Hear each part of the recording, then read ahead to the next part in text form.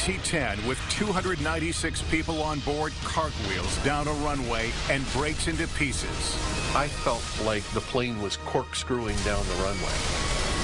Mayday, the engines are flaming out, we're going down. A DC-8 runs out of fuel and crashes in a residential neighborhood. I thought we were landing at the airport. I was very delighted. And then the delight turned to fear. You didn't land? Negative. My God. Weather problems wreak havoc in the air. A 747 caught in a torrential downpour violently slams into a hill. Initial contact to finally stopping was about 17 seconds. And I've got to say that's the longest 17 seconds of my life. In the air, communication can make the difference between life and death. Our dramatic animations take you inside catastrophic crashes and what caused them. I was asked, is there anything you would do different today than you did that day? And I said, yeah, I'd call in sick.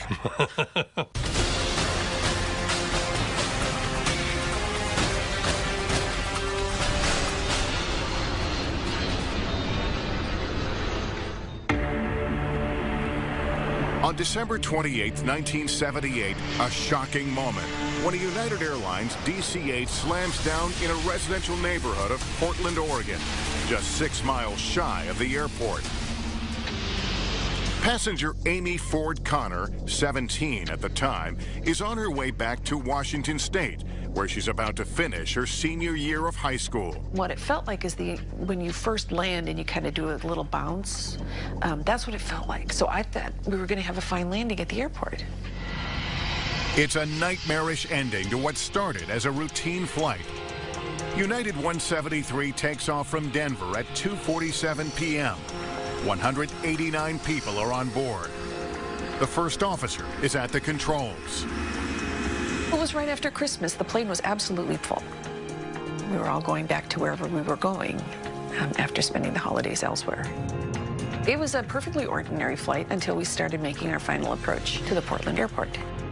The first time that we realized that something was wrong was when we heard a very loud thunk and the plane jolted. The thunk, heard around 5:10 p.m., is the sound of one side of the plane's landing gear falling into position. The other side and the nose landing gear are extended normally. The force causes the plane to vibrate and yaw, or pull to the right. A light in the cockpit to indicate the landing gear is down and locked does not illuminate. When the landing gear extends under normal system operation, it's hydraulic. And so it extends at a given rate, it extends very smoothly. In the case of United 173, what occurred is it fell out, and it fell at a very rapid rate. And one of the other components of the landing gear also broke free, and in so doing, damaged the wiring that closes the switch that lights the light. Captain Malburn McBroom, a veteran pilot with United, doesn't want to land until he's confident the landing gear is locked. That's because if it were to collapse on touchdown, the plane could be badly damaged and its passengers injured. The captain wants time to troubleshoot the problem. The pilot got on the PA and said, we're having a little trouble with the landing gear. We're going to be in the air just a little bit longer. This is a pretty common problem. Don't worry about it. Captain McBroom was a very experienced pilot, had tens of thousands of hours, including over 5,000 hours as a captain on the DC-8 that he was flying that night. So this was Mr. DC-8 expert, and that may have convinced him that if he just studied a little bit more into the manuals and talked to the people in the maintenance center, he was going to figure out whether or not this landing gear was going to collapse. By 5:14 p.m., air traffic control knows United 173 has a problem. Portland Approach Control clears the plane to enter a holding pattern, which it does for the next hour. During that time, the captain maintains close contact with the cabin crew. What he kept asking from the flight attendants was, what was the status? Were they ready? Was the cabin prepared? Was it fully prepared? He was very, very concerned about protecting the passengers, and what he was not hearing was the fact that the two other pilots, the first officer and the flight engineer, were getting increasingly concerned about fuel. The crew members are concerned, but they're not clearly expressing it to the captain. They continue to focus on the landing gear problem. One of the flight crew came back with a flashlight, because it was dark outside, to check the landing gear, to see if he could see out the window, which I don't know if he saw or not, but that was our first clue that something really was wrong. On the DC-8, there are mechanical indicators of the landing gear position. It's a pin that actually came up on the top of the wing that you could see. If the pin is up, the gear is locked. If not, the gear is retracted. So that you have a mechanical indication to either validate or invalidate what the light in the cockpit is telling you about the position of the landing gear. The longer the jet remains in a holding pattern, the more alarmed the first officer and flight engineer are becoming about the fuel situation. At 5:50 p.m., 18 miles south of the airport, one of them speaks up, but still not forcefully. The flight engineer, staring at the fuel gauges, said not enough. That's going to run us very close out here. But in the pre-CRM era, you didn't challenge these authority figures. CRM is Crew Resource Management, the training all major airlines now use to improve communication among flight crews. CRM breaks down the barriers of communication between 2 or 3 crew members in an airplane. It enables pilots to act as a team and come up with a common solution rather than as individuals coming up with an individual solution. Before CRM, the captain was absolutely the one decision maker in the cockpit. You were expected to talk to him only when you had something technical to say. And it was very difficult for junior crew members to confront, particularly a very senior captain. So there was a very strong reluctance to criticize. The first officer and the flight engineer both insinuated and made statements, but they were not direct. They didn't say, "Captain, we are running out of fuel. We have to go to the airport right now." The DC-8 left Denver with nearly 47,000 pounds of fuel. By 5:55 p.m., only 4,000 pounds remain. But the captain still thinks they can make it to the airport. The passengers know nothing about the dire fuel situation. They're concerned about a possible belly landing. The pilot got on the PA again and said, "We're going to be making our landing in 5 minutes. We're making our final approach. When we're 60 seconds away, I'm going to let you know so you can assume your brace positions and be prepared for a belly landing, just in case that's what we have." And he never made that 1-minute announcement. 6:03 p.m. Air traffic control wants to know when they'll begin their approach. Captain McBroom replies, quote, "I'd guess about another 3, 4, 5 minutes," end quote. But United 173 doesn't have that much time. Coming up, out of fuel and out of options. As it became increasingly apparent that they were not going to make the airport, the question comes up is, where are we going to put the jet? I thought we were landing at the airport. I was very delighted. And then the delight turned to fear.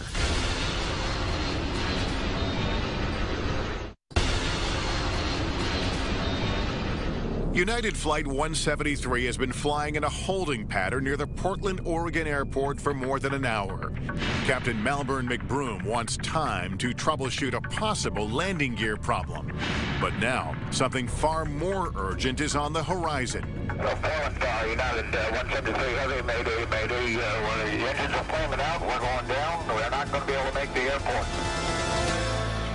As the pilot communicates with air traffic control, the passengers start to become aware of the increasingly dire situation. The only lights that were on were reading lights. And some people realized that something was wrong and yelled for us to get our heads down. The plane has run out of fuel, and it's coming in fast over a wooded residential area. Captain McBroom heads toward the only unlit spot he can see below, between the houses. The plane barely clears an apartment building. I thought we were landing at the airport. I was very delighted.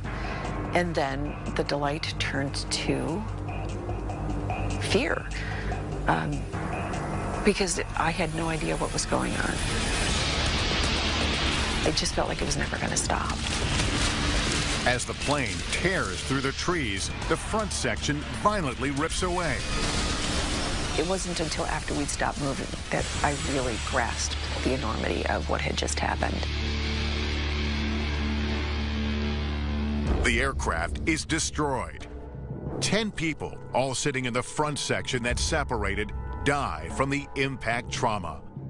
The rest of the passengers are dazed. It was so cold. Although when you're running on adrenaline, you don't really notice those sorts of things. But we walked off the plane, and then we were in this neighborhood. Nobody knew where we were. We just were milling about like, well, what do we do now? The 4-engine plane went down 5 miles southeast of the airport. It missed a large apartment complex, but smashed through 2 vacant houses. Once on the scene, NTSB investigators quickly determined there's no fuel leak, no broken fuel gauges, no problem at all with the airplane. So why did the well run dry? The answer comes from the plane's CVR, cockpit voice recorder. When I played the CVR for the first time, I realized that we've got some explaining to do and that this is an accident that should never have happened. Dr. Al Deal, at the time a human factors specialist with the NTSB, can't help but notice the CVR reveals a disturbing similarity to a number of other recent crashes. The giant TriStar left a half-mile-long path of debris in the swamp. We looked at the Eastern Airlines Everglades crash, and there we lost over 100 people. It started out as a landing gear flight, and the crew became distracted and flew into the swamp. Ironically, another United DC-8 1 year prior to the Portland crash, same thing. They had a landing gear unsafe flight. They were troubleshooting that problem and flew into a mountain. The common link? Inefficient or non-existent communication in the cockpit. This failure to communicate is literally crashing planes. Deal knows something has to be done to stem the tide. He begins building a case for airlines to adopt a new training procedure being developed by NASA. It's called Crew Resource Management, CRM. CRM is basically promoted that if you're going to work together as a team, you're going to make a decision as a team. You come to a joint solution, not an individual solution that is then worked into the equation. Up to that point, we only taught the technical aspects of flying. They had the stick and rudder skills, but we never taught decision-making and judgment in a formal way. I got with one of the top air safety investigators on the board, and he said, Al, if you can sell this to the board, this is going to be a revolutionary recommendation. The deadliest accident in aviation history provides Deal with even more compelling evidence to take to the safety board. In the Tenerife disaster, 2 747s collide in the Canary Islands in 1977. The accident kills 583 people and is blamed in large part on bad communication. The whole cabin next to me was just completely gone. Less than 6 months after the Portland crash, the NTSB issues its final report. It cites probable cause as, quote, the failure of the captain to monitor properly the aircraft's fuel state and the crew members' advisories regarding fuel state. A contributing factor, the failure of the other 2 flight crew members to successfully communicate their concern to the captain. Communication in the cockpit is 95% of the success of the airplane flight itself. United 173 is a catalyst for change.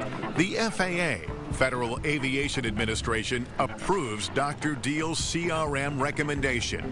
In 1981, United Airlines kicks off the industry's first CRM training program. United was an easy sell. Remember, United had just lost 3 airliners in fatal accidents, so United management was ready to jump on board, and they quickly spent the money to develop this course. As veteran United Captain Al Haynes recalls, the training was initially received with a dose of skepticism. Those captains that needed it didn't want it. They wouldn't really do it. So we thought this is really kind of a waste of time until it began to kind of get into the flow of things. And then we understood what it's all about. Captain Haynes has no way of knowing that just a few years later, Training to improve communication between crew members will help him get through one of the most terrifying situations a pilot could ever face. A catastrophic loss of control of a jumbo jet.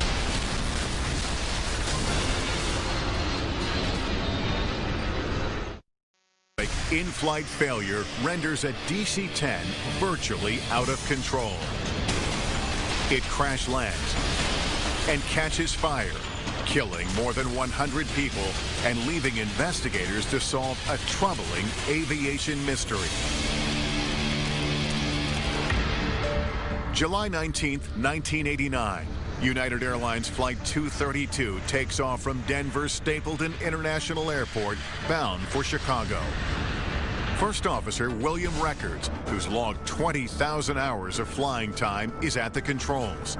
With him, Second Officer Dudley Dvorak, with 15,000 hours. And Captain Al Haynes, who's logged 27,000 hours, 7,000 in the DC-10.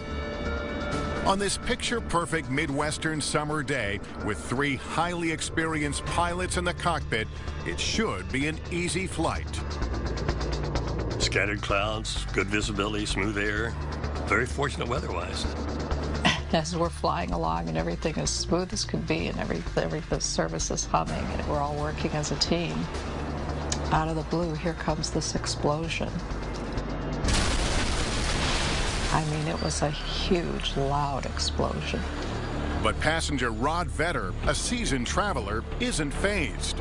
My first thought was a bomb went off. Then I realized that it hadn't depressurized, so it wasn't a bomb. Then I realized that it was probably an engine blowing. And my first thought was, okay, good. We got off a little late maybe, and we're going to get right into Chicago right on time because a DC-10 can certainly fly with 2 engines. The explosion happens at 3:16 p.m., an hour and 7 minutes into the flight. The jumbo jet is at 33,000 feet over Alta, Iowa. After the explosion, the plane begins to vibrate and shudder. Pilots determine the number 2 engine has failed. I began to realize how serious it was when I saw the flight crew come back, and they were trying to look out the windows, the passenger windows, just to observe what was going on with as much as they could with the physical condition of the airplane. And you could tell by looking at these men and women, the flight crew, that something seriously was up. As the crew performs the engine shutdown checklist, First Officer Bill Records, who was flying the plane, realizes they've got a far more serious problem than they thought. We were shutting the engine down, and we're going through the procedure, and Bill said what he likes to call the attention-getting statement of the day. He said, I can't control the airplane. And the airplane was in a descending right turn. And he had the control wheel all the way to the left and all the way back in his lap for a maximum climbing left turn, which you can't do in the air. Controls can't move that far. And that's when I said, I've got it. With expert airmanship, Captain Haynes wrestles the plane back to a wings level position. Without its steering, that aircraft started to roll over on its back, and it would have continued to roll over and dive into the ground and be destroyed, except for the fact that at that moment, Al Haynes reached over and he advanced the throttle on the right wing and he retarded the throttle on the left wing. And that asymmetric thrust just picked the wing up very slowly and steadied the aircraft. If he hadn't done it within a few seconds of when he did it, it would have been unrecoverable. But United 232 still has monumental problems. From the cockpit, pilots call the flight attendant's phone to make sure the cabin and passengers are prepared for an emergency landing. I picked it up and they said, come to the cockpit. The minute the door opened, the atmosphere just hit me full force. It was like, oh no, this isn't an emergency. It's a bleep crisis. The situation is grave. The plane has lost all of its hydraulic fluid. Hydraulics in a modern large jet airplane is the lifeblood of the airplane. It is how you physically move the flight controls. It provides the muscle to move these very large surfaces against very fast-moving air in a controlled manner. We were keeping it in the air, I'll put it that way. Control, no. We were just trying to keep it flying. It was doing what it wanted to do. In the midst of the chaos, a flight attendant informs the crew there's a United captain who was a DC-10 flight instructor sitting in first class. His name is Denny Fitch, and he's offering to help. He just said, go tell him I'm here, can I help? Of course, as soon as they said he was there, well, yes, he could help. He's an instructor. In the past, bad communication has led to disaster. Now, all hope is riding on teamwork to avoid a catastrophic outcome. Coming up, the final shocking seconds of United Flight 232. There was an announcement that this is going to be a seriously difficult landing.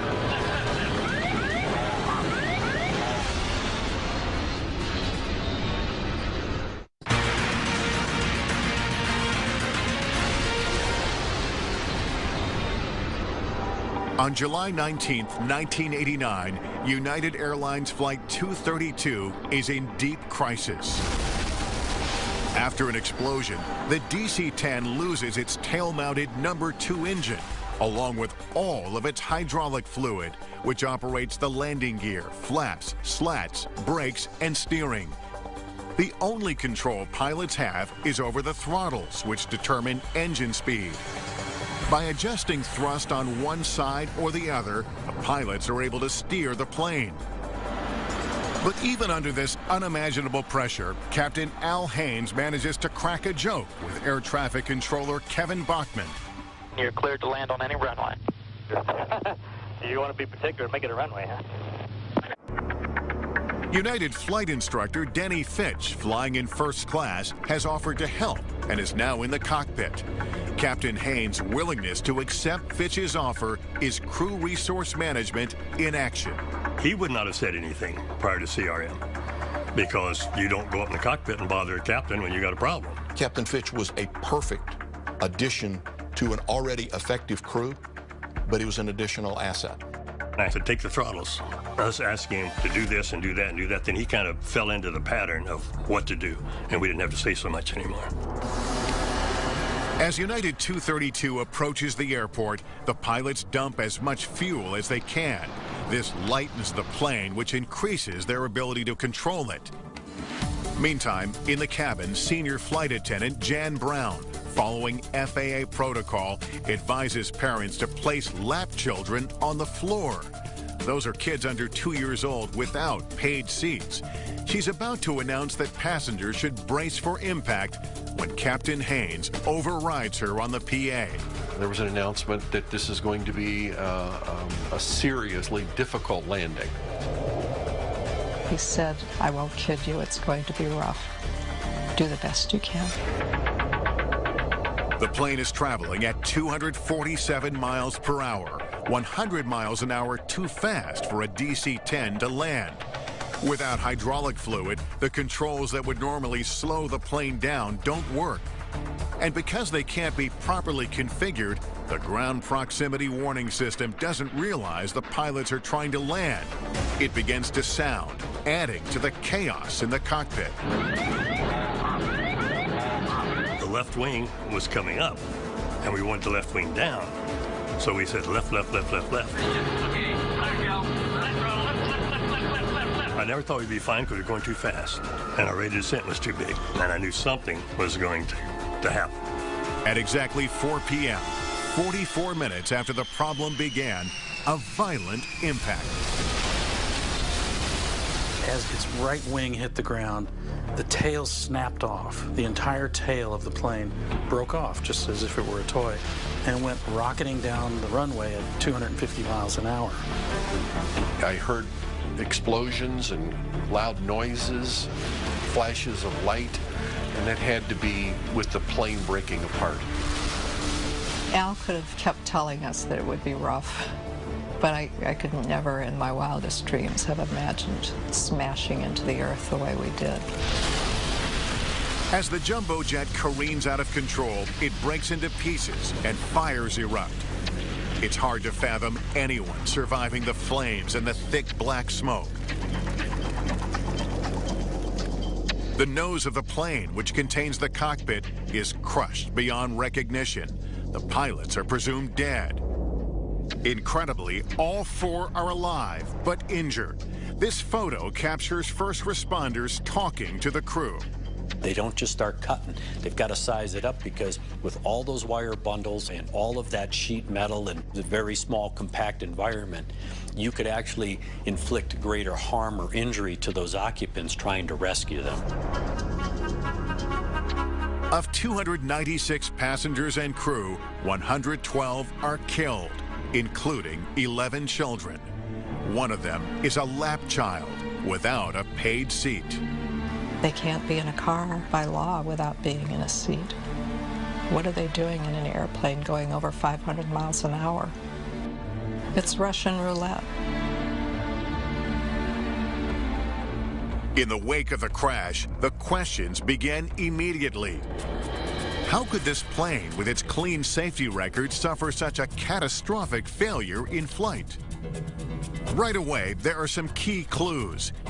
At the accident scene, a critical component called the fan disc is missing from the number 2 engine. It isn't found until 3 months later in a field 70 miles away in Alta, Iowa. That's where the plane experienced that initial violent jolt. These photos, taken by a witness on the ground as United 232 is about to slam into the runway, also provide investigators with critical information. You can see that there are holes in the horizontal stabilizer from the debris as the fan disc had separated from the engine core and created shrapnel, taking large chunks out of the horizontal stabilizer. In the second picture, you can actually see the backside of the engine where the fan disc actually came out. By November 1990, 15 months after the crash, the NTSB pieces together what happened to United 232. Over a farm in Alta, Iowa, the plane's fan disc imploded, with calamitous results for the plane's hydraulics, the lifeblood of the jet.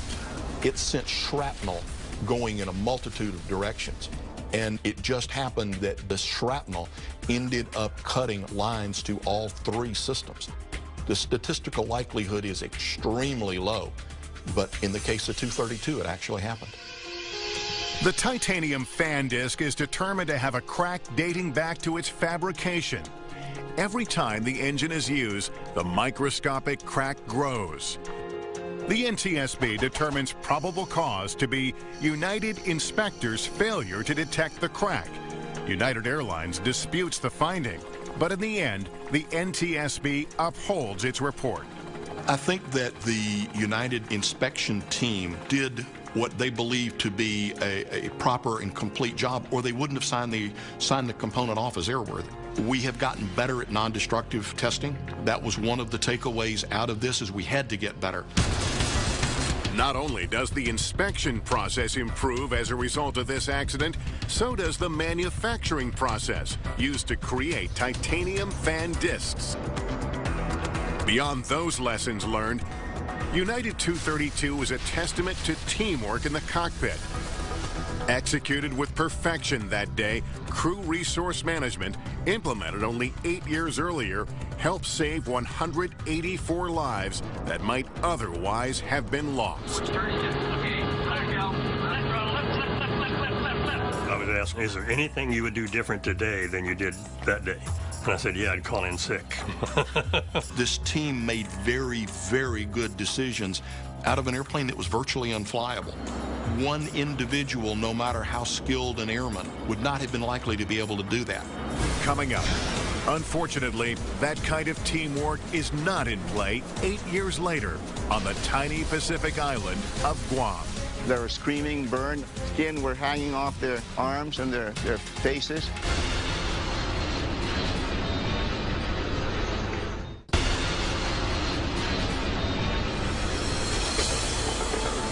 A 747 gets caught in a heavy downpour over the tiny western Pacific island of Guam. Then, just 3 miles from its destination, Korean Air Flight 801 slams into the side of a hill and breaks into pieces. 8 minutes later, 2 air traffic controllers come to the sickening realization the plane has crashed. Did Korean Air come back to you? 801. Korean Air 801, Guam. No. He checked in with me. I cleared him to land. I don't know where he's at. Never did have him in sight. You never saw him? Negative. He didn't land? Negative. My God. One of the 254 people on board is New Zealander Barry Small. Unlike many of his fellow passengers who are tourists and honeymooners, Small is on his way to work as a helicopter pilot and mechanic on a large Korean-owned fishing boat.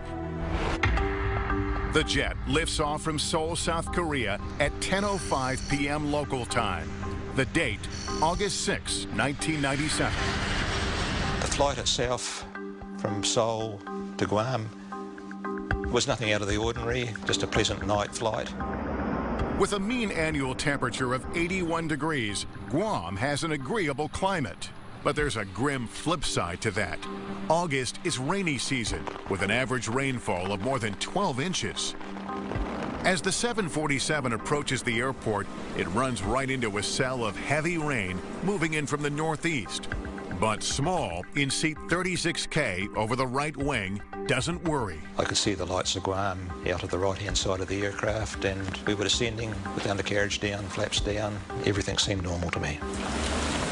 I reached down to get my shoes, and as I was about to grab them, there was a great thump, and I thought, oh, we've landed earlier than expected. Initial contact with the ground, myself and the passengers weren't really all that surprised. It was just a firm one, and we're home, yeah. At first, remarkably, Small doesn't even realize they've crashed. But as the 747 careens out of control and starts breaking apart, the horror of the situation becomes clear. The shaking of the aircraft got worse and worse, to the point that you couldn't control your body. We were just like rag dolls being thrashed around in our seats. The plane has slammed into a rugged piece of terrain called Nimitz Hill, just 3 miles short of the destination runway. As it continues on its violent trajectory, the landing gear strikes an oil pipeline, pushing part of it onto the road and spilling 1,000 gallons of oil in the process. They calculated that from initial contact to finally stopping was about 17 seconds. And I've got to say that's the longest 17 seconds of my life. Fire erupts in the cabin. Small is trapped, his right leg broken by the metal crossbar on the bottom of the seat in front of him, a common injury in plane crash victims. Small's left leg is saved because of a bag he's placed under the seat in front of him.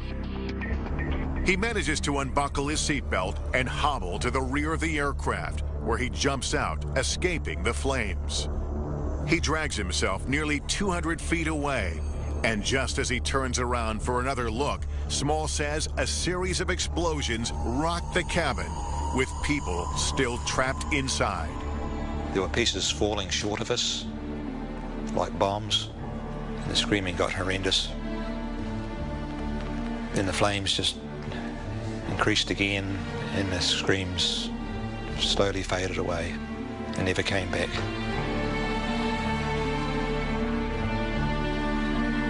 Small has survived the impact, but he desperately needs help. By the time we got about maybe a quarter mile down here, we stopped and we all ran to the crash site to get down to where we can hear the screams and you can see the fire.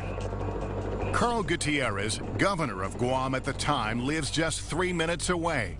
He rushes to the rugged site with members of his staff. I ran down and I found Barry Small with his leg, bone sticking out, and gave him a cover also because the rain was like, you know, he was incapacitated that way that he couldn't cover his eyes. By the time rescuers arrive, 52 minutes after the crash, Barry Small is stabilized. But for most of the other passengers on Korean Air Flight 801, it's too late. Coming up, what could lead a highly experienced crew to mistake a hill for a runway? When you have fatigue, it affects your decision-making. You don't really process information. They were suddenly finding things were stacking up, and then suddenly they're much closer to the ground than they expected.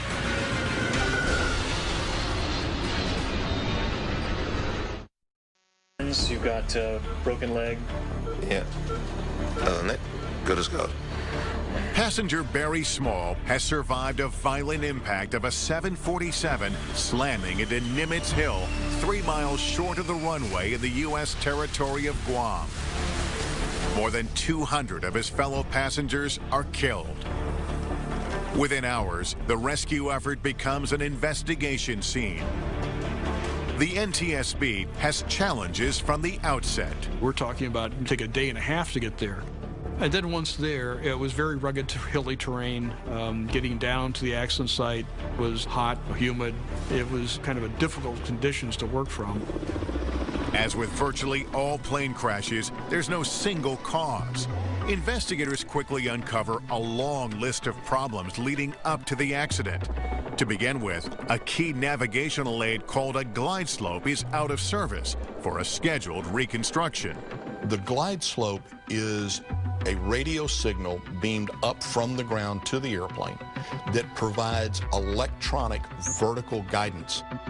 Together with a localizer which provides lateral guidance, pilots align the plane with the runway. With 9,000 hours in the cockpit, Captain Park Yong-chul is experienced. He knows the FAA has issued an advisory that the Guam glide slope is out of service. But in the last 2.5 minutes of the flight, the glide slope needle starts to move. He believed that that movement was, in fact, due to the fact that the glide slope may be working. Because the glide slope is down, Korean 801 is flying a non-precision approach, which is more complex.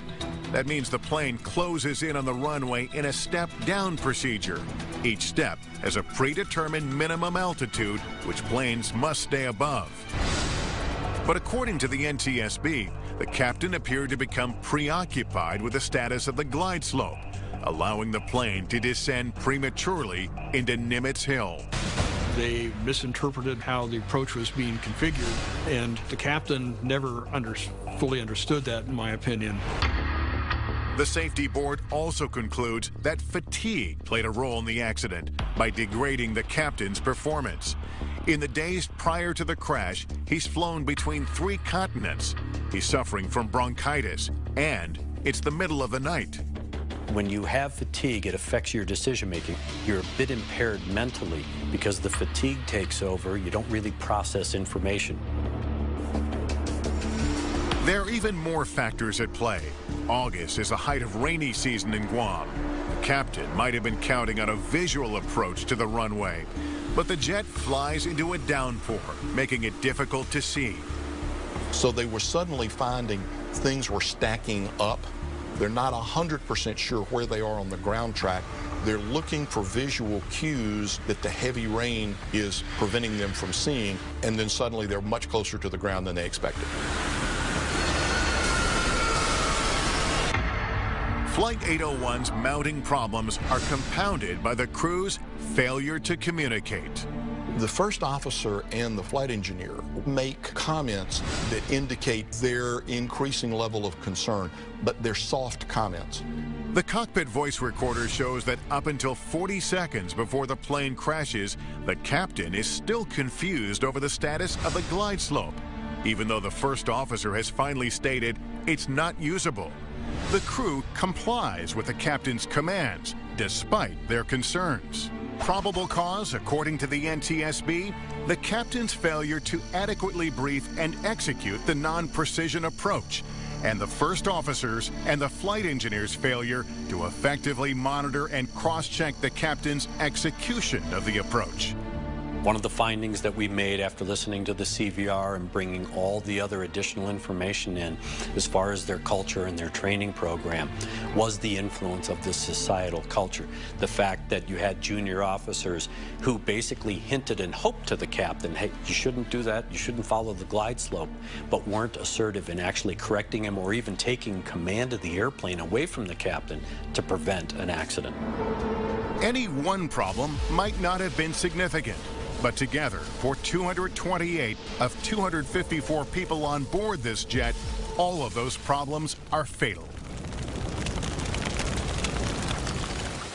This is the first time Guam's former governor, Carl Gutierrez, has set foot on Nimitz Hill since the time of the accident. Like many of the survivors he assisted on that tragic night, he hopes for closure on that painful chapter. I just wanted to get there and see if there's still some spirit lingering around in that area, because there was a lot of agony that morning. I mean, really a lot of agony that I haven't been back since, and I haven't been as close as to where we were at today.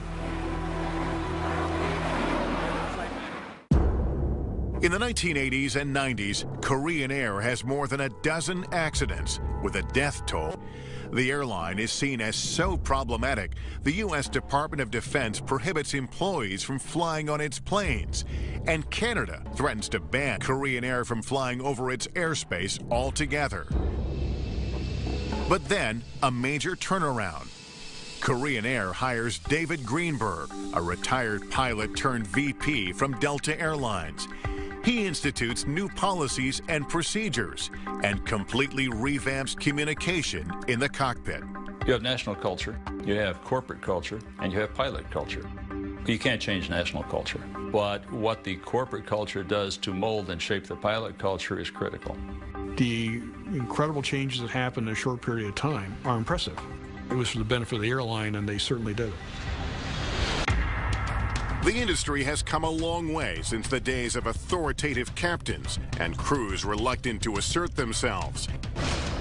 Since Crew Resource Management, CRM, has been instituted, the number of aviation accidents has decreased significantly.